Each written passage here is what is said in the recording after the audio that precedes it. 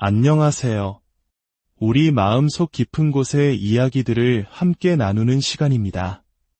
혹시 누군가에게 내 힘든 마음을 털어놓았지만 아무런 대답도 듣지 못해 더 큰 상처를 받은 적이 있으신가요?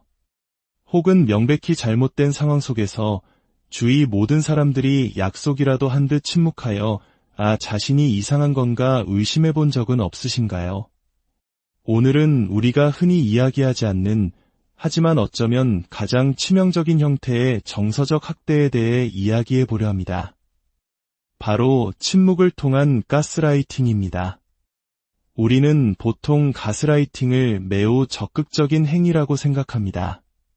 상대방이 틀렸다고 계속해서 말하거나 너무 감정적이라고 비난하거나 심지어는 있지도 않은 일을 사실처럼 꾸며내 우리를 혼란스럽게 만드는 것들이죠.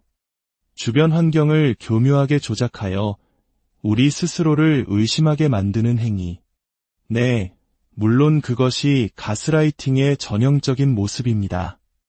하지만 가스라이팅을 그런 방식으로만 이해한다면 우리는 가장 교묘하고 파괴적인 한 가지 형태를 놓치게 됩니다. 그것은 바로 상대방이 아무 말도 아무 행동도 하지 않음으로써 우리를 공격하는 것입니다. 우리는 이것을 침묵의 가스라이팅이라고 부를 수 있습니다. 이런 경험은 특히 어린 시절의 트라우마와 깊은 관련이 있습니다. 한 아이가 끔찍한 일을 겪고 보호받지 못했을 때, 혹은 더 나아가 용기를 내어 자신이 겪은 피해에 대해 이야기했을 때, 주변 어른들이 아무런 조치도 취하지 않는 상황을 상상해 보십시오. 처음에는 그런 끔찍한 일이 일어났을 리가 없어. 내가 과장하는 거겠지. 혹은 그런 말은 함부로 하는 게 아니야. 와 같은 말로 직접적인 가스라이팅이 시작될 수 있습니다. 하지만 그 이후가 더 무섭습니다. 아이가 세상에서 가장 큰 용기를 내어 진실을 말했지만 그 뒤에 찾아오는 것은 완전한 침묵입니다. 아이는 이제 단순히 두려움과 불신의 세계에 사는 것이 아닙니다. 그 아이는 나는 보호받지 못했다. 그리고 내 주변의 모든 사람들은 이 사실을 외면하고 있다는 끔찍한 현실과 마주하게 됩니다. 이 침묵이야말로 그 어떤 말보다 더 잔인한 학대가 될 수 있습니다. 아이가 겪은 고통스러운 경험 자체를 송두리째 부정해버리는 존재의 소멸과도 같은 폭력입니다. 이러한 경험은 성인이 되어서도 똑같이 반복됩니다. 직장 내 부조리를 인사과에 알렸지만 아무런 답변이 없을 때, 법적인 문제로 경찰이나 사법기관에 호소했지만 묵살당했을 때, 우리는 침묵이라는 거대한 벽에 부딪힙니다. 가장 가까운 인간관계에서도 마찬가지입니다. 당신의 연인이나 배우자가 당신에게 얼마나 잔인하게 구는지 주변 친구나 가족들이 모두 목격하고 있음에도 불구하고 아무도 아무런 말을 하지 않습니다.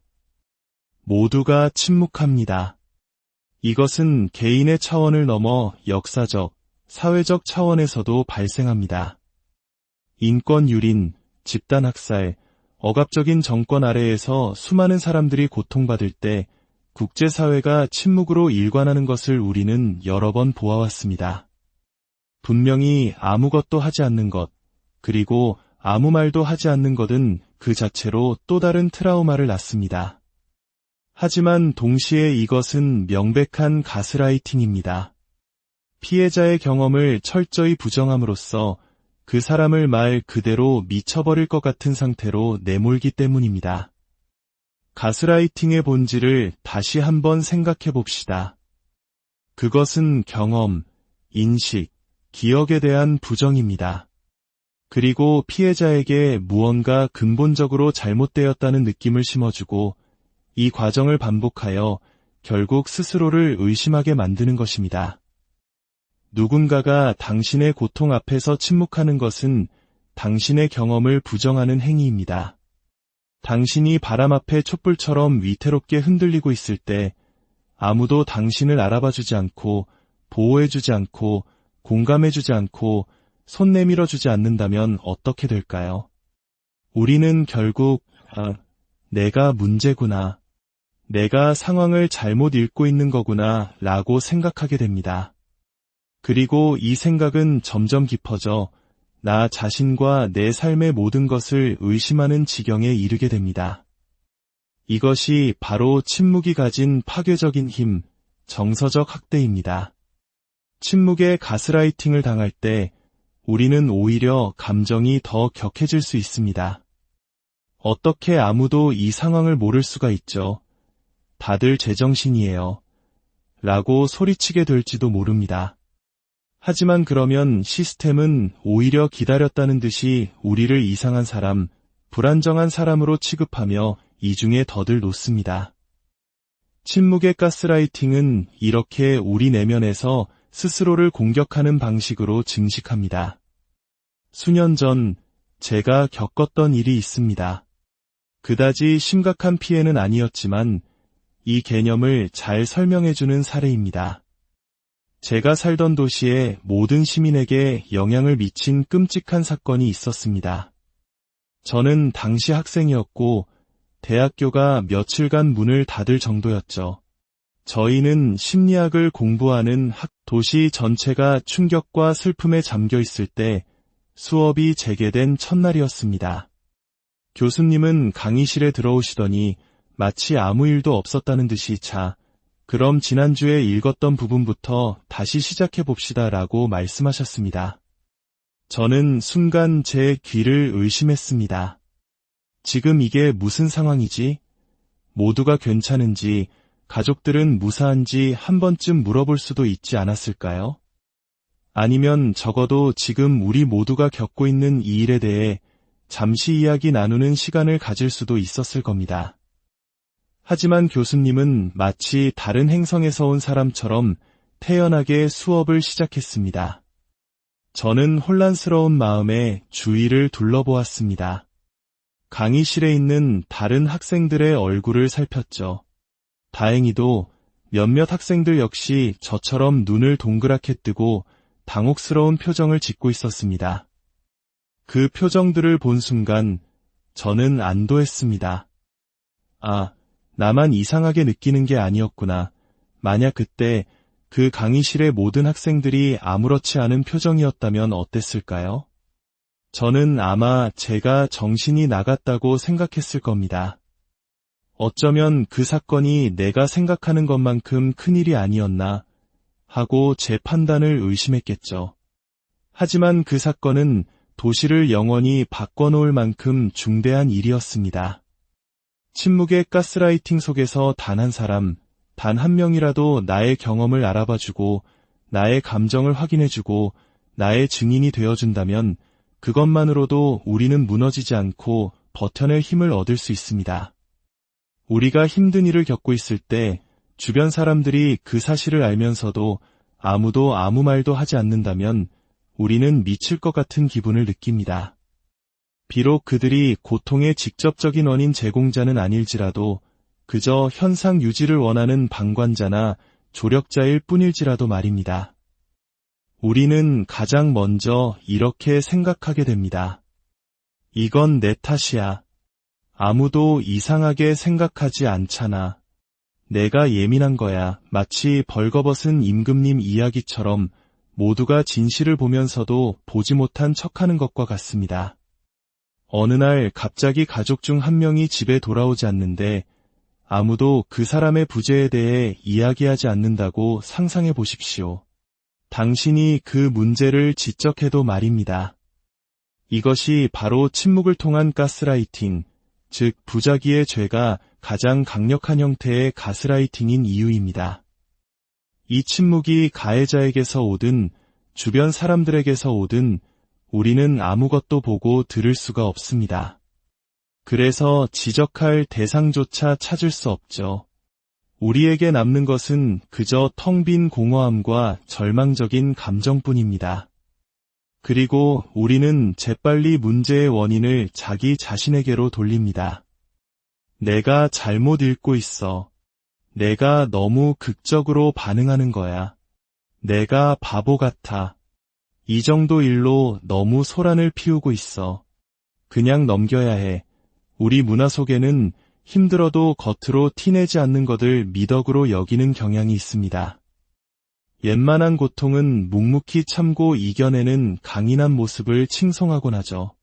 그녀는 인생의 모든 것이 무너져도 단 하루도 결근하지 않았어. 그는 온 세상이 무너져 내릴 때도 목소리 한 번 높이지 않고 눈물 한 방울 흘리지 않았지. 우리는 이런 견딤을 찬양합니다. 하지만 이런 태도가 타인에게 확장될 때 그것은 폭력이 될 수 있습니다. 특히 가족 시스템 안에서 이런 비극이 자주 발생합니다. 누군가에게 나쁜 일이 생겼을 때 가족들은 차가운 무관심으로 반응하고 오히려 피해자를 비난하는 듯한 눈빛을 보냅니다. 그 침묵 속에는 이런 메시지가 담겨 있습니다. 감히 내가 반응을 해? 감히 내가 감정을 드러내? 감히 이 모든 것을 망치려 해? 강해져. 시끄럽게 굴지 마. 뭘 기대한 거야? 이런 말들은 결코 입 밖으로 나오지 않습니다. 하지만 그 경멸적인 묵살은 침묵 속에 고스란히 담겨 있습니다. 그리고 시간이 지나면서 이 시스템 안의 사람들은 무언가를 말하는 것이 아무 소용없다는 학습된 무력감을 배우게 됩니다. 정서적 학대나 트라우마가 계속되면 피해자는 결국 무너져 내립니다.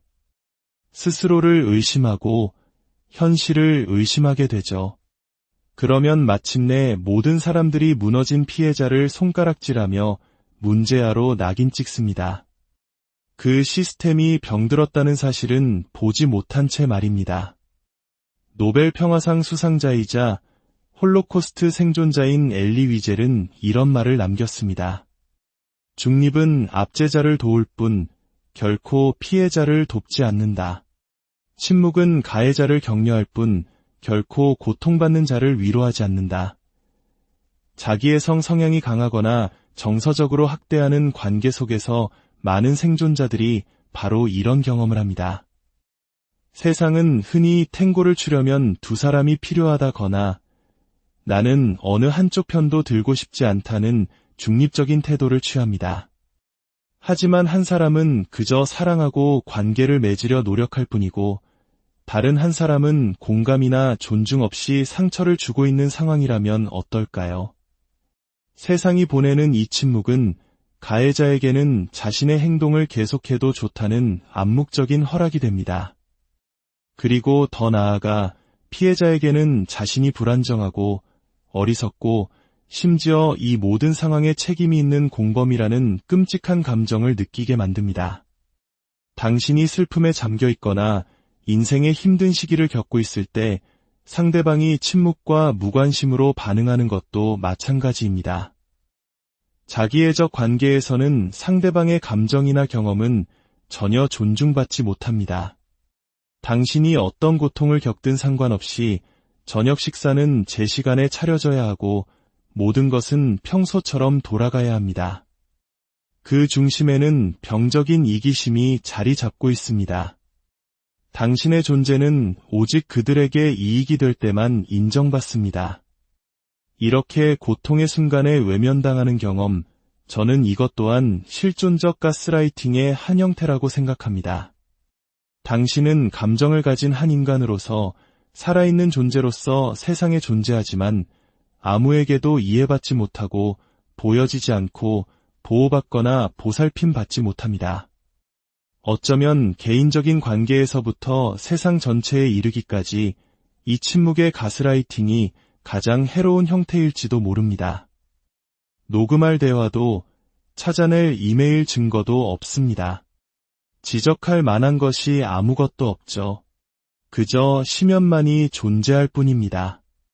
만약 당신이 침묵하는 사람들에게 대체 무슨 일이 일어나고 있는지 좀 보라고 외친다면 그들은 그래서 나더러 뭘 어쩌라는 건데? 라고 되물을 것입니다. 결국 당신은 사람들에게 어떻게 당신을 이해하고 보살피고 알아봐 줘야 하는지에 대한 사용 설명서를 직접 제공해야 하는 처지에 놓입니다. 상처받고 슬픔에 잠겨 있을 때 우리에게 그럴 만한 에너지가 남아있을 리 없습니다. 침묵의 가스라이팅은 교활하게 우리의 영혼을 잠식합니다. 그것은 신뢰를 훔쳐가고 관계에 대한 두려움을 만들고 우리 자신과 우리의 감정에 대한 끝없는 자기의심을 심어줍니다. 이 이야기가 여러분의 마음에 작은 울림을 주었다면 구독과 좋아요를 통해 저희에게 힘을 실어주시길 부탁드립니다. 여러분의 관심은 저희가 이처럼 중요하지만 어려운 이야기들을 계속해 나갈 수 있는 가장 큰 원동력이 됩니다. 또한 이 영상을 공유해 주신다면 지금 어둠 속에서 홀로 답을 찾고 있는 누군가에게 작은 빛이 되어줄지도 모릅니다. 기억하십시오. 우리에게 상처를 주기 위해 반드시 시끄러운 소리가 필요한 것은 아닙니다. 소리 없는 관계가 주는 상처는 결코 작지 않습니다. 부디 당신의 세상은 당신의 존재를 따뜻하게 인정해주는 소리로 안녕하세요. 우리 마음속 깊은 곳의 이야기들을 함께 나누는 시간입니다.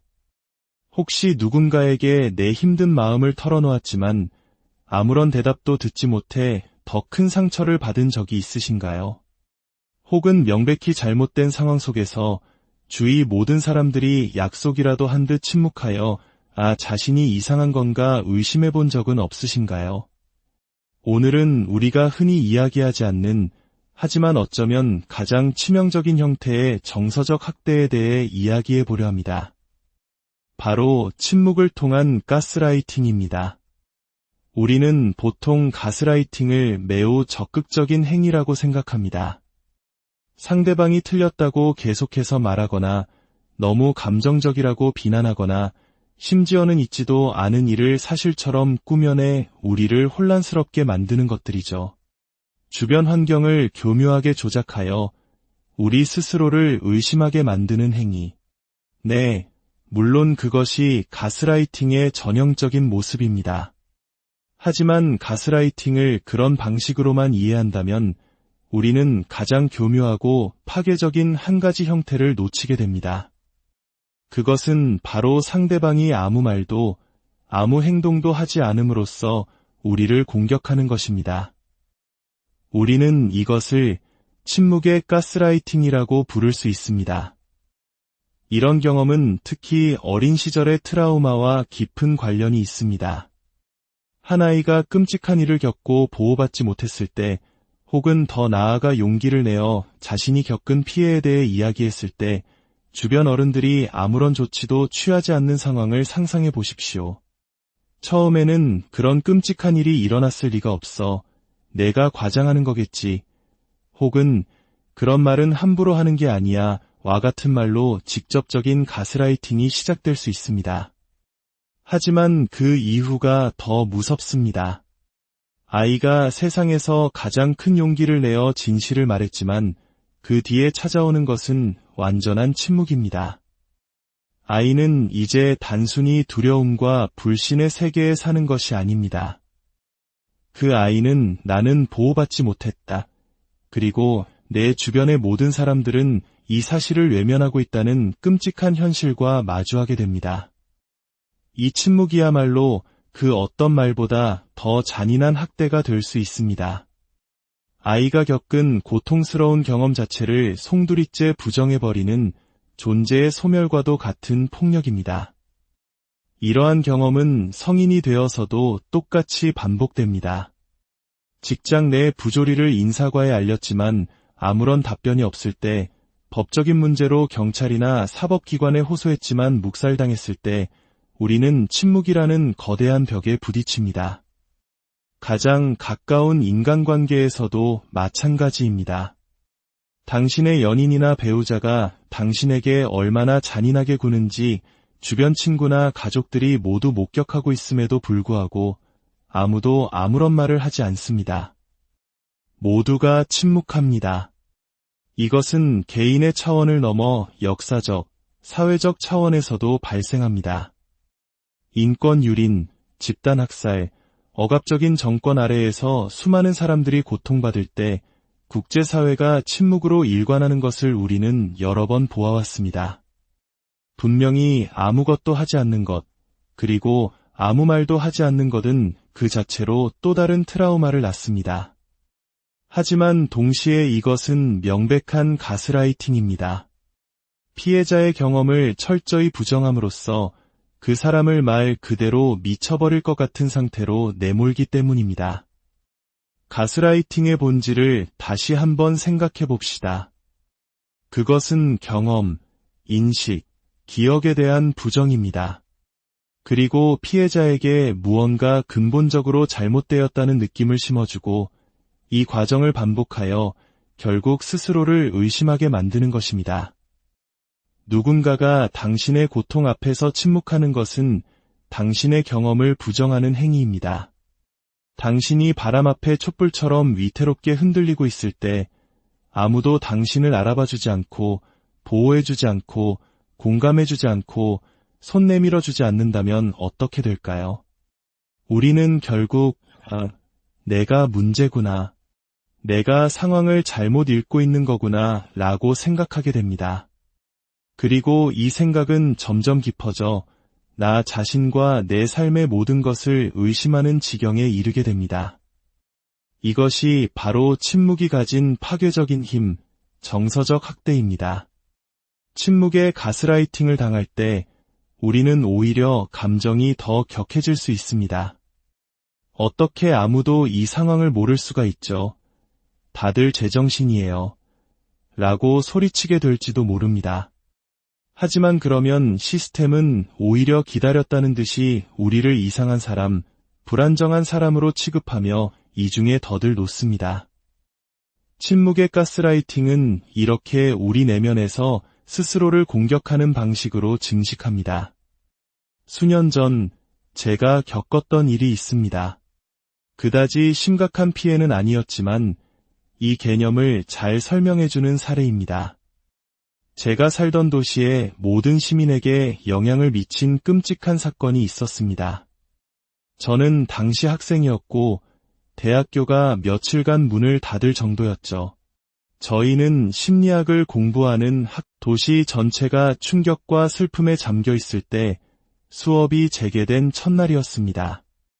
교수님은 강의실에 들어오시더니 마치 아무 일도 없었다는 듯이 그럼 지난주에 읽었던 부분부터 다시 시작해봅시다 라고 말씀하셨습니다. 저는 순간 제 귀를 의심했습니다. 지금 이게 무슨 상황이지? 모두가 괜찮은지, 가족들은 무사한지 한 번쯤 물어볼 수도 있지 않았을까요? 아니면 적어도 지금 우리 모두가 겪고 있는 이 일에 대해 잠시 이야기 나누는 시간을 가질 수도 있었을 겁니다. 하지만 교수님은 마치 다른 행성에서 온 사람처럼 태연하게 수업을 시작했습니다. 저는 혼란스러운 마음에 주위를 둘러보았습니다. 강의실에 있는 다른 학생들의 얼굴을 살폈죠. 다행히도 몇몇 학생들 역시 저처럼 눈을 동그랗게 뜨고 당혹스러운 표정을 짓고 있었습니다. 그 표정들을 본 순간 저는 안도했습니다. 나만 이상하게 느끼는 게 아니었구나. 만약 그때 그 강의실의 모든 학생들이 아무렇지 않은 표정이었다면 어땠을까요? 저는 아마 제가 정신이 나갔다고 생각했을 겁니다. 어쩌면 그 사건이 내가 생각하는 것만큼 큰일이 아니었나 하고 제 판단을 의심했겠죠. 하지만 그 사건은 도시를 영원히 바꿔놓을 만큼 중대한 일이었습니다. 침묵의 가스라이팅 속에서 단 한 사람, 단 한 명이라도 나의 경험을 알아봐주고 나의 감정을 확인해주고 나의 증인이 되어준다면 그것만으로도 우리는 무너지지 않고 버텨낼 힘을 얻을 수 있습니다. 우리가 힘든 일을 겪고 있을 때 주변 사람들이 그 사실을 알면서도 아무도 아무 말도 하지 않는다면 우리는 미칠 것 같은 기분을 느낍니다. 비록 그들이 고통의 직접적인 원인 제공자는 아닐지라도 그저 현상 유지를 원하는 방관자나 조력자일 뿐일지라도 말입니다. 우리는 가장 먼저 이렇게 생각하게 됩니다. 이건 내 탓이야. 아무도 이상하게 생각하지 않잖아. 내가 예민한 거야. 마치 벌거벗은 임금님 이야기처럼 모두가 진실을 보면서도 보지 못한 척하는 것과 같습니다. 어느 날 갑자기 가족 중 한 명이 집에 돌아오지 않는데 아무도 그 사람의 부재에 대해 이야기하지 않는다고 상상해 보십시오. 당신이 그 문제를 지적해도 말입니다. 이것이 바로 침묵을 통한 가스라이팅, 즉 부자기의 죄가 가장 강력한 형태의 가스라이팅인 이유입니다. 이 침묵이 가해자에게서 오든 주변 사람들에게서 오든 우리는 아무것도 보고 들을 수가 없습니다. 그래서 지적할 대상조차 찾을 수 없죠. 우리에게 남는 것은 그저 텅 빈 공허함과 절망적인 감정뿐입니다. 그리고 우리는 재빨리 문제의 원인을 자기 자신에게로 돌립니다. 내가 잘못 읽고 있어. 내가 너무 극적으로 반응하는 거야. 내가 바보 같아. 이 정도 일로 너무 소란을 피우고 있어. 그냥 넘겨야 해. 우리 문화 속에는 힘들어도 겉으로 티내지 않는 것을 미덕으로 여기는 경향이 있습니다. 웬만한 고통은 묵묵히 참고 이겨내는 강인한 모습을 칭송하곤 하죠. 그녀는 인생의 모든 것이 무너져도 단 하루도 결근하지 않았어. 그는 온 세상이 무너져 내릴 때도 목소리 한번 높이지 않고 눈물 한 방울 흘리지 않았지. 우리는 이런 견딤을 찬양합니다. 하지만 이런 태도가 타인에게 확장될 때 그것은 폭력이 될 수 있습니다. 특히 가족 시스템 안에서 이런 비극이 자주 발생합니다. 누군가에게 나쁜 일이 생겼을 때 가족들은 차가운 무관심으로 반응하고 오히려 피해자를 비난하는 듯한 눈빛을 보냅니다. 그 침묵 속에는 이런 메시지가 담겨 있습니다. 감히 내가 반응을 해? 감히 내가 감정을 드러내? 감히 이 모든 것을 망치려 해? 강해져. 시끄럽게 굴지 마. 뭘 기대한 거야? 이런 말들은 결코 입 밖으로 나오지 않습니다. 하지만 그 경멸적인 묵살은 침묵 속에 고스란히 담겨 있습니다. 그리고 시간이 지나면서 이 시스템 안의 사람들은 무언가를 말하는 것이 아무 소용없다는 학습된 무력감을 배우게 됩니다. 정서적 학대나 트라우마가 계속되면 피해자는 결국 무너져 내립니다. 스스로를 의심하고 현실을 의심하게 되죠. 그러면 마침내 모든 사람들이 무너진 피해자를 손가락질하며 문제아로 낙인 찍습니다. 그 시스템이 병들었다는 사실은 보지 못한 채 말입니다. 노벨 평화상 수상자이자 홀로코스트 생존자인 엘리 위젤은 이런 말을 남겼습니다. 중립은 압제자를 도울 뿐 결코 피해자를 돕지 않는다. 침묵은 가해자를 격려할 뿐 결코 고통받는 자를 위로하지 않는다. 자기의 성향이 강하거나 정서적으로 학대하는 관계 속에서 많은 생존자들이 바로 이런 경험을 합니다. 세상은 흔히 탱고를 추려면 두 사람이 필요하다거나 나는 어느 한쪽 편도 들고 싶지 않다는 중립적인 태도를 취합니다. 하지만 한 사람은 그저 사랑하고 관계를 맺으려 노력할 뿐이고 다른 한 사람은 공감이나 존중 없이 상처를 주고 있는 상황이라면 어떨까요? 세상이 보내는 이 침묵은 가해자에게는 자신의 행동을 계속해도 좋다는 암묵적인 허락이 됩니다. 그리고 더 나아가 피해자에게는 자신이 불안정하고 어리석고 심지어 이 모든 상황에 책임이 있는 공범이라는 끔찍한 감정을 느끼게 만듭니다. 당신이 슬픔에 잠겨 있거나 인생의 힘든 시기를 겪고 있을 때 상대방이 침묵과 무관심으로 반응하는 것도 마찬가지입니다. 자기애적 관계에서는 상대방의 감정이나 경험은 전혀 존중받지 못합니다. 당신이 어떤 고통을 겪든 상관없이 저녁 식사는 제 시간에 차려져야 하고 모든 것은 평소처럼 돌아가야 합니다. 그 중심에는 병적인 이기심이 자리 잡고 있습니다. 당신의 존재는 오직 그들에게 이익이 될 때만 인정받습니다. 이렇게 고통의 순간에 외면당하는 경험, 저는 이것 또한 실존적 가스라이팅의 한 형태라고 생각합니다. 당신은 감정을 가진 한 인간으로서 살아있는 존재로서 세상에 존재하지만 아무에게도 이해받지 못하고 보여지지 않고 보호받거나 보살핌 받지 못합니다. 어쩌면 개인적인 관계에서부터 세상 전체에 이르기까지 이 침묵의 가스라이팅이 가장 해로운 형태일지도 모릅니다. 녹음할 대화도 찾아낼 이메일 증거도 없습니다. 지적할 만한 것이 아무것도 없죠. 그저 심연만이 존재할 뿐입니다.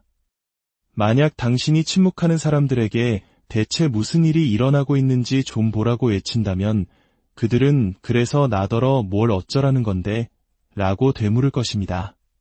결국 당신은 사람들에게 어떻게 당신을 이해하고 보살피고 알아봐 줘야 하는지에 대한 사용 설명서를 직접 제공해야 하는 처지에 놓입니다. 상처받고 슬픔에 잠겨 있을 때 우리에게 그럴 만한 에너지가 남아있을 리 없습니다. 침묵의 가스라이팅은 교활하게 우리의 영혼을 잠식합니다. 그것은 신뢰를 훔쳐가고 관계에 대한 두려움을 만들고 우리 자신과 우리의 감정에 대한 끝없는 자기의심을 심어줍니다. 이 이야기가 여러분의 마음에 작은 울림을 주었다면 구독과 좋아요를 통해 저희에게 힘을 실어주시길 부탁드립니다. 여러분의 관심은 저희가 이처럼 중요하지만 어려운 이야기들을 계속해 나갈 수 있는 가장 큰 원동력이 됩니다. 또한 이 영상을 공유해 주신다면 지금 어둠 속에서 홀로 답을 찾고 있는 누군가에게 작은 빛이 되어줄지도 모릅니다. 기억하십시오. 우리에게 상처를 주기 위해 반드시 시끄러운 소리가 필요한 것은 아닙니다. 소리 없는 관계가 주는 상처는 결코 작지 않습니다. 부디 당신의 세상은 당신의 존재를 따뜻하게 인정해주는 소리로 안녕하세요. 우리 마음속 깊은 곳의 이야기들을 함께 나누는 시간입니다. 혹시 누군가에게 내 힘든 마음을 털어놓았지만 아무런 대답도 듣지 못해 더 큰 상처를 받은 적이 있으신가요? 혹은 명백히 잘못된 상황 속에서 주위 모든 사람들이 약속이라도 한 듯 침묵하여 자신이 이상한 건가 의심해 본 적은 없으신가요? 오늘은 우리가 흔히 이야기하지 않는 하지만 어쩌면 가장 치명적인 형태의 정서적 학대에 대해 이야기해 보려 합니다. 바로 침묵을 통한 가스라이팅입니다. 우리는 보통 가스라이팅을 매우 적극적인 행위라고 생각합니다. 상대방이 틀렸다고 계속해서 말하거나 너무 감정적이라고 비난하거나 심지어는 있지도 않은 일을 사실처럼 꾸며내 우리를 혼란스럽게 만드는 것들이죠. 주변 환경을 교묘하게 조작하여 우리 스스로를 의심하게 만드는 행위. 네, 물론 그것이 가스라이팅의 전형적인 모습입니다.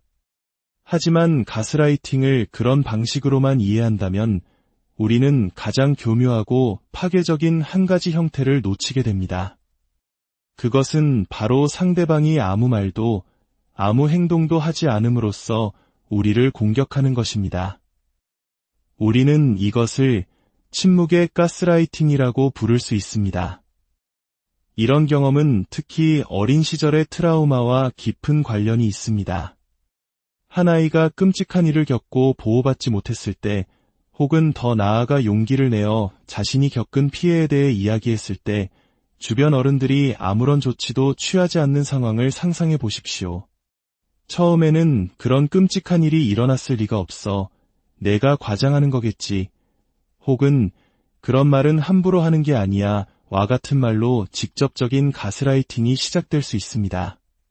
하지만 그 이후가 더 무섭습니다. 아이가 세상에서 가장 큰 용기를 내어 진실을 말했지만 그 뒤에 찾아오는 것은 완전한 침묵입니다. 아이는 이제 단순히 두려움과 불신의 세계에 사는 것이 아닙니다. 그 아이는 나는 보호받지 못했다. 그리고 내 주변의 모든 사람들은 이 사실을 외면하고 있다는 끔찍한 현실과 마주하게 됩니다. 이 침묵이야말로 그 어떤 말보다 더 잔인한 학대가 될 수 있습니다. 아이가 겪은 고통스러운 경험 자체를 송두리째 부정해버리는 존재의 소멸과도 같은 폭력입니다. 이러한 경험은 성인이 되어서도 똑같이 반복됩니다. 직장 내 부조리를 인사과에 알렸지만 아무런 답변이 없을 때, 법적인 문제로 경찰이나 사법기관에 호소했지만 묵살당했을 때, 우리는 침묵이라는 거대한 벽에 부딪힙니다. 가장 가까운 인간관계에서도 마찬가지입니다. 당신의 연인이나 배우자가 당신에게 얼마나 잔인하게 구는지 주변 친구나 가족들이 모두 목격하고 있음에도 불구하고 아무도 아무런 말을 하지 않습니다. 모두가 침묵합니다. 이것은 개인의 차원을 넘어 역사적, 사회적 차원에서도 발생합니다. 인권 유린, 집단 학살, 억압적인 정권 아래에서 수많은 사람들이 고통받을 때 국제사회가 침묵으로 일관하는 것을 우리는 여러 번 보아왔습니다. 분명히 아무것도 하지 않는 것, 그리고 아무 말도 하지 않는 것은 그 자체로 또 다른 트라우마를 낳습니다. 하지만 동시에 이것은 명백한 가스라이팅입니다. 피해자의 경험을 철저히 부정함으로써 그 사람을 말 그대로 미쳐버릴 것 같은 상태로 내몰기 때문입니다. 가스라이팅의 본질을 다시 한번 생각해 봅시다. 그것은 경험, 인식, 기억에 대한 부정입니다. 그리고 피해자에게 무언가 근본적으로 잘못되었다는 느낌을 심어주고 이 과정을 반복하여 결국 스스로를 의심하게 만드는 것입니다. 누군가가 당신의 고통 앞에서 침묵하는 것은 당신의 경험을 부정하는 행위입니다. 당신이 바람 앞에 촛불처럼 위태롭게 흔들리고 있을 때 아무도 당신을 알아봐주지 않고 보호해주지 않고 공감해주지 않고 손 내밀어주지 않는다면 어떻게 될까요? 우리는 결국 내가 문제구나, 내가 상황을 잘못 읽고 있는 거구나 라고 생각하게 됩니다. 그리고 이 생각은 점점 깊어져 나 자신과 내 삶의 모든 것을 의심하는 지경에 이르게 됩니다. 이것이 바로 침묵이 가진 파괴적인 힘, 정서적 학대입니다. 침묵의 가스라이팅을 당할 때 우리는 오히려 감정이 더 격해질 수 있습니다. 어떻게 아무도 이 상황을 모를 수가 있죠? 다들 제정신이에요. 라고 소리치게 될지도 모릅니다. 하지만 그러면 시스템은 오히려 기다렸다는 듯이 우리를 이상한 사람, 불안정한 사람으로 취급하며 이중에 덫을 놓습니다. 침묵의 가스라이팅은 이렇게 우리 내면에서 스스로를 공격하는 방식으로 증식합니다. 수년 전 제가 겪었던 일이 있습니다. 그다지 심각한 피해는 아니었지만 이 개념을 잘 설명해주는 사례입니다. 제가 살던 도시에 모든 시민에게 영향을 미친 끔찍한 사건이 있었습니다. 저는 당시 학생이었고 대학교가 며칠간 문을 닫을 정도였죠. 저희는 심리학을 공부하는 도시 전체가 충격과 슬픔에 잠겨 있을 때 수업이 재개된 첫날이었습니다. 교수님은 강의실에 들어오시더니 마치 아무 일도 없었다는 듯이 그럼 지난주에 읽었던 부분부터 다시 시작해 봅시다 라고 말씀하셨습니다. 저는 순간 제 귀를 의심했습니다. 지금 이게 무슨 상황이지? 모두가 괜찮은지, 가족들은 무사한지 한 번쯤 물어볼 수도 있지 않았을까요? 아니면 적어도 지금 우리 모두가 겪고 있는 이 일에 대해 잠시 이야기 나누는 시간을 가질 수도 있었을 겁니다. 하지만 교수님은 마치 다른 행성에서 온 사람처럼 태연하게 수업을 시작했습니다. 저는 혼란스러운 마음에 주위를 둘러보았습니다. 강의실에 있는 다른 학생들의 얼굴을 살폈죠. 다행히도 몇몇 학생들 역시 저처럼 눈을 동그랗게 뜨고 당혹스러운 표정을 짓고 있었습니다. 그 표정들을 본 순간 저는 안도했습니다. 나만 이상하게 느끼는 게 아니었구나. 만약 그때 그 강의실의 모든 학생들이 아무렇지 않은 표정이었다면 어땠을까요? 저는 아마 제가 정신이 나갔다고 생각했을 겁니다. 어쩌면 그 사건이 내가 생각하는 것만큼 큰일이 아니었나 하고 제 판단을 의심했겠죠. 하지만 그 사건은 도시를 영원히 바꿔놓을 만큼 중대한 일이었습니다. 침묵의 가스라이팅 속에서 단 한 사람, 단 한 명이라도 나의 경험을 알아봐주고 나의 감정을 확인해주고 나의 증인이 되어준다면 그것만으로도 우리는 무너지지 않고 버텨낼 힘을 얻을 수 있습니다. 우리가 힘든 일을 겪고 있을 때 주변 사람들이 그 사실을 알면서도 아무도 아무 말도 하지 않는다면 우리는 미칠 것 같은 기분을 느낍니다. 비록 그들이 고통의 직접적인 원인 제공자는 아닐지라도 그저 현상 유지를 원하는 방관자나 조력자일 뿐일지라도 말입니다. 우리는 가장 먼저 이렇게 생각하게 됩니다. 이건 내 탓이야. 아무도 이상하게 생각하지 않잖아. 내가 예민한 거야. 마치 벌거벗은 임금님 이야기처럼 모두가 진실을 보면서도 보지 못한 척하는 것과 같습니다. 어느 날 갑자기 가족 중 한 명이 집에 돌아오지 않는데 아무도 그 사람의 부재에 대해 이야기하지 않는다고 상상해 보십시오. 당신이 그 문제를 지적해도 말입니다.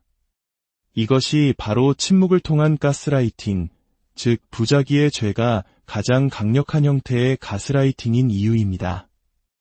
이 침묵이 가해자에게서 오든 주변 사람들에게서 오든 우리는 아무것도 보고 들을 수가 없습니다.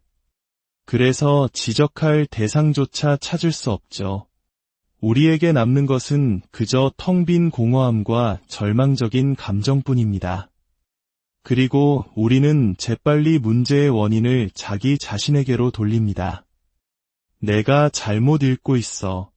내가 너무 극적으로 반응하는 거야. 내가 바보 같아. 이 정도 일로 너무 소란을 피우고 있어. 그냥 넘겨야 해. 우리 문화 속에는 힘들어도 겉으로 티내지 않는 것을 미덕으로 여기는 경향이 있습니다. 웬만한 고통은 묵묵히 참고 이겨내는 강인한 모습을 칭송하곤 하죠. 그녀는 인생의 모든 것이 무너져도 단 하루도 결근하지 않았어. 그는 온 세상이 무너져 내릴 때도 목소리 한번 높이지 않고 눈물 한 방울 흘리지 않았지. 우리는 이런 견딤을 찬양합니다. 하지만 이런 태도가 타인에게 확장될 때 그것은 폭력이 될 수 있습니다. 특히 가족 시스템 안에서 이런 비극이 자주 발생합니다. 누군가에게 나쁜 일이 생겼을 때 가족들은 차가운 무관심으로 반응하고 오히려 피해자를 비난하는 듯한 눈빛을 보냅니다. 그 침묵 속에는 이런 메시지가 담겨 있습니다. 감히 내가 반응을 해? 감히 내가 감정을 드러내? 감히 이 모든 것을 망치려 해? 강해져. 시끄럽게 굴지 마. 뭘 기대한 거야? 이런 말들은 결코 입 밖으로 나오지 않습니다. 하지만 그 경멸적인 묵살은 침묵 속에 고스란히 담겨 있습니다. 그리고 시간이 지나면서 이 시스템 안의 사람들은 무언가를 말하는 것이 아무 소용없다는 학습된 무력감을 배우게 됩니다. 정서적 학대나 트라우마가 계속되면 피해자는 결국 무너져 내립니다. 스스로를 의심하고 현실을 의심하게 되죠. 그러면 마침내 모든 사람들이 무너진 피해자를 손가락질하며 문제아로 낙인 찍습니다. 그 시스템이 병들었다는 사실은 보지 못한 채 말입니다. 노벨 평화상 수상자이자 홀로코스트 생존자인 엘리 위젤은 이런 말을 남겼습니다. 중립은 압제자를 도울 뿐 결코 피해자를 돕지 않는다. 침묵은 가해자를 격려할 뿐 결코 고통받는 자를 위로하지 않는다. 자기애성 성향이 강하거나 정서적으로 학대하는 관계 속에서 많은 생존자들이 바로 이런 경험을 합니다. 세상은 흔히 탱고를 추려면 두 사람이 필요하다거나 나는 어느 한쪽 편도 들고 싶지 않다는 중립적인 태도를 취합니다.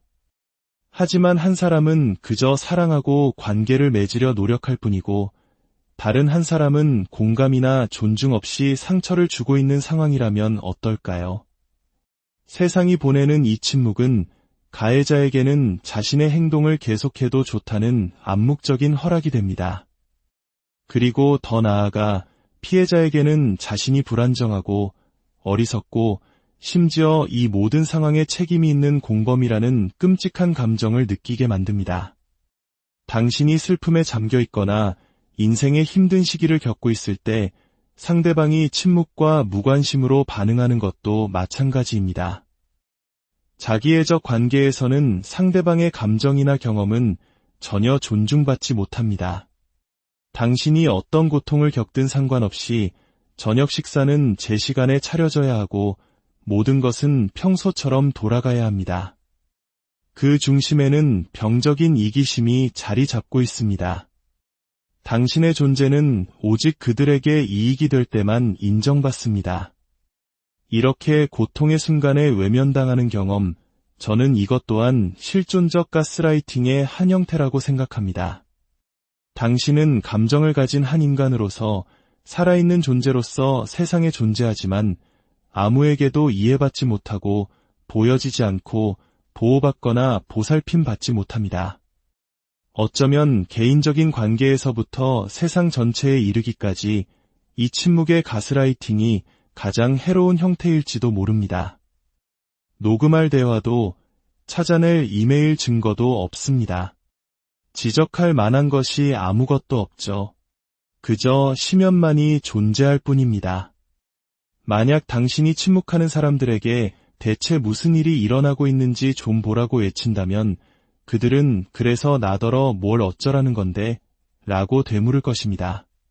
결국 당신은 사람들에게 어떻게 당신을 이해하고 보살피고 알아봐 줘야 하는지에 대한 사용 설명서를 직접 제공해야 하는 처지에 놓입니다. 상처받고 슬픔에 잠겨 있을 때 우리에게 그럴 만한 에너지가 남아있을 리 없습니다. 침묵의 가스라이팅은 교활하게 우리의 영혼을 잠식합니다. 그것은 신뢰를 훔쳐가고 관계에 대한 두려움을 만들고 우리 자신과 우리의 감정에 대한 끝없는 자기의심을 심어줍니다. 이 이야기가 여러분의 마음에 작은 울림을 주었다면 구독과 좋아요를 통해 저희에게 힘을 실어주시길 부탁드립니다. 여러분의 관심은 저희가 이처럼 중요하지만 어려운 이야기들을 계속해 나갈 수 있는 가장 큰 원동력이 됩니다. 또한 이 영상을 공유해 주신다면 지금 어둠 속에서 홀로 답을 찾고 있는 누군가에게 작은 빛이 되어줄지도 모릅니다. 기억하십시오. 우리에게 상처를 주기 위해 반드시 시끄러운 소리가 필요한 것은 아닙니다. 소리 없는 관계가 주는 상처는 결코 작지 않습니다. 부디 당신의 세상은 당신의 존재를 따뜻하게 인정해주는 소리로 안녕하세요. 우리 마음속 깊은 곳의 이야기들을 함께 나누는 시간입니다. 혹시 누군가에게 내 힘든 마음을 털어놓았지만 아무런 대답도 듣지 못해 더 큰 상처를 받은 적이 있으신가요? 혹은 명백히 잘못된 상황 속에서 주위 모든 사람들이 약속이라도 한 듯 침묵하여 자신이 이상한 건가 의심해 본 적은 없으신가요? 오늘은 우리가 흔히 이야기하지 않는 하지만 어쩌면 가장 치명적인 형태의 정서적 학대에 대해 이야기해 보려 합니다. 바로 침묵을 통한 가스라이팅입니다. 우리는 보통 가스라이팅을 매우 적극적인 행위라고 생각합니다. 상대방이 틀렸다고 계속해서 말하거나 너무 감정적이라고 비난하거나 심지어는 있지도 않은 일을 사실처럼 꾸며내 우리를 혼란스럽게 만드는 것들이죠. 주변 환경을 교묘하게 조작하여 우리 스스로를 의심하게 만드는 행위. 네, 물론 그것이 가스라이팅의 전형적인 모습입니다. 하지만 가스라이팅을 그런 방식으로만 이해한다면 우리는 가장 교묘하고 파괴적인 한 가지 형태를 놓치게 됩니다. 그것은 바로 상대방이 아무 말도 아무 행동도 하지 않음으로써 우리를 공격하는 것입니다. 우리는 이것을 침묵의 가스라이팅이라고 부를 수 있습니다. 이런 경험은 특히 어린 시절의 트라우마와 깊은 관련이 있습니다. 한 아이가 끔찍한 일을 겪고 보호받지 못했을 때 혹은 더 나아가 용기를 내어 자신이 겪은 피해에 대해 이야기했을 때 주변 어른들이 아무런 조치도 취하지 않는 상황을 상상해 보십시오. 처음에는 그런 끔찍한 일이 일어났을 리가 없어. 내가 과장하는 거겠지. 혹은 그런 말은 함부로 하는 게 아니야. 와 같은 말로 직접적인 가스라이팅이 시작될 수 있습니다. 하지만 그 이후가 더 무섭습니다. 아이가 세상에서 가장 큰 용기를 내어 진실을 말했지만 그 뒤에 찾아오는 것은 완전한 침묵입니다. 아이는 이제 단순히 두려움과 불신의 세계에 사는 것이 아닙니다. 그 아이는 나는 보호받지 못했다. 그리고 내 주변의 모든 사람들은 이 사실을 외면하고 있다는 끔찍한 현실과 마주하게 됩니다. 이 침묵이야말로 그 어떤 말보다 더 잔인한 학대가 될 수 있습니다. 아이가 겪은 고통스러운 경험 자체를 송두리째 부정해버리는 존재의 소멸과도 같은 폭력입니다. 이러한 경험은 성인이 되어서도 똑같이 반복됩니다. 직장 내 부조리를 인사과에 알렸지만 아무런 답변이 없을 때, 법적인 문제로 경찰이나 사법기관에 호소했지만 묵살당했을 때 우리는 침묵이라는 거대한 벽에 부딪힙니다. 가장 가까운 인간관계에서도 마찬가지입니다. 당신의 연인이나 배우자가 당신에게 얼마나 잔인하게 구는지 주변 친구나 가족들이 모두 목격하고 있음에도 불구하고 아무도 아무런 말을 하지 않습니다. 모두가 침묵합니다. 이것은 개인의 차원을 넘어 역사적, 사회적 차원에서도 발생합니다. 인권 유린, 집단 학살, 억압적인 정권 아래에서 수많은 사람들이 고통받을 때 국제사회가 침묵으로 일관하는 것을 우리는 여러 번 보아왔습니다. 분명히 아무것도 하지 않는 것, 그리고 아무 말도 하지 않는 것은 그 자체로 또 다른 트라우마를 낳습니다. 하지만 동시에 이것은 명백한 가스라이팅입니다. 피해자의 경험을 철저히 부정함으로써 그 사람을 말 그대로 미쳐버릴 것 같은 상태로 내몰기 때문입니다. 가스라이팅의 본질을 다시 한번 생각해 봅시다. 그것은 경험, 인식, 기억에 대한 부정입니다. 그리고 피해자에게 무언가 근본적으로 잘못되었다는 느낌을 심어주고 이 과정을 반복하여 결국 스스로를 의심하게 만드는 것입니다. 누군가가 당신의 고통 앞에서 침묵하는 것은 당신의 경험을 부정하는 행위입니다. 당신이 바람 앞에 촛불처럼 위태롭게 흔들리고 있을 때 아무도 당신을 알아봐주지 않고 보호해주지 않고 공감해주지 않고 손 내밀어주지 않는다면 어떻게 될까요?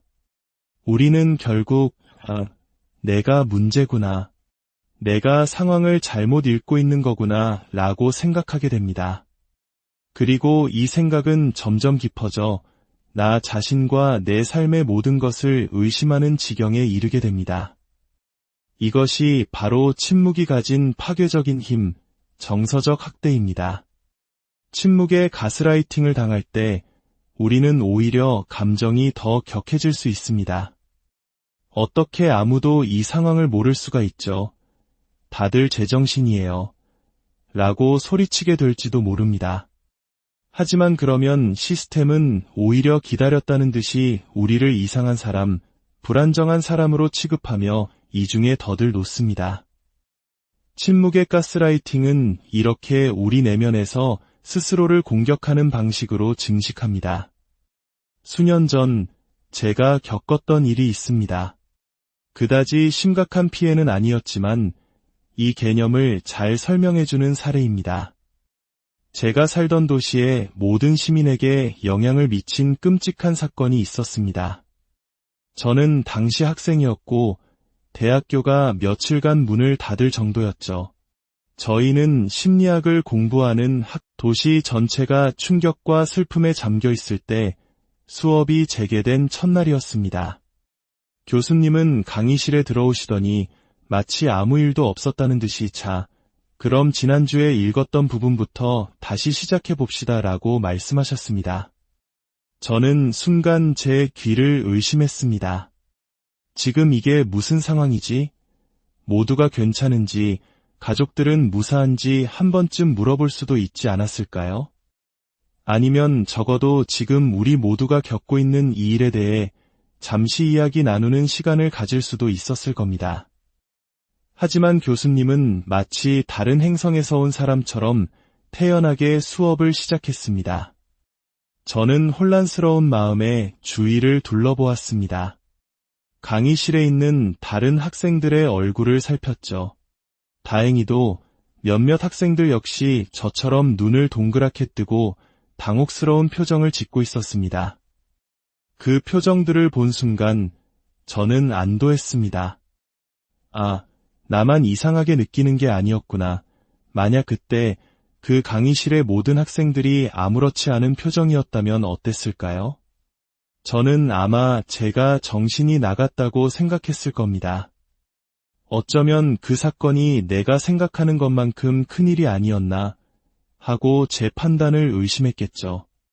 하지만 그 사건은 도시를 영원히 바꿔놓을 만큼 중대한 일이었습니다. 침묵의 가스라이팅 속에서 단 한 사람, 단 한 명이라도 나의 경험을 알아봐주고 나의 감정을 확인해주고 나의 증인이 되어준다면 그것만으로도 우리는 무너지지 않고 버텨낼 힘을 얻을 수 있습니다. 우리가 힘든 일을 겪고 있을 때 주변 사람들이 그 사실을 알면서도 아무도 아무 말도 하지 않는다면 우리는 미칠 것 같은 기분을 느낍니다. 비록 그들이 고통의 직접적인 원인 제공자는 아닐지라도 그저 현상 유지를 원하는 방관자나 조력자일 뿐일지라도 말입니다. 우리는 가장 먼저 이렇게 생각하게 됩니다. 이건 내 탓이야. 아무도 이상하게 생각하지 않잖아. 내가 예민한 거야. 마치 벌거벗은 임금님 이야기처럼 모두가 진실을 보면서도 보지 못한 척하는 것과 같습니다. 어느 날 갑자기 가족 중 한 명이 집에 돌아오지 않는데 아무도 그 사람의 부재에 대해 이야기하지 않는다고 상상해 보십시오. 당신이 그 문제를 지적해도 말입니다. 이것이 바로 침묵을 통한 가스라이팅, 즉 부작위의 죄가 가장 강력한 형태의 가스라이팅인 이유입니다.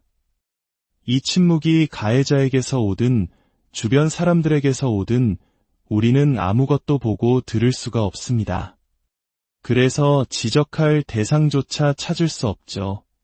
우리에게 남는 것은 그저 텅 빈 공허함과 절망적인 감정뿐입니다.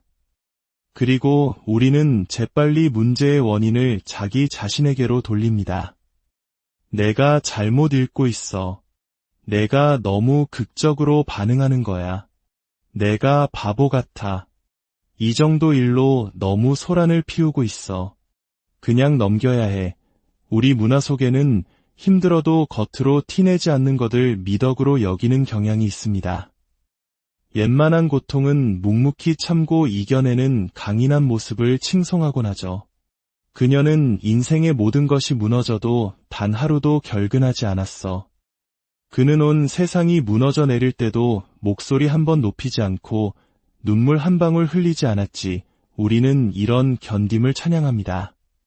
하지만 이런 태도가 타인에게 확장될 때 그것은 폭력이 될 수 있습니다. 특히 가족 시스템 안에서 이런 비극이 자주 발생합니다.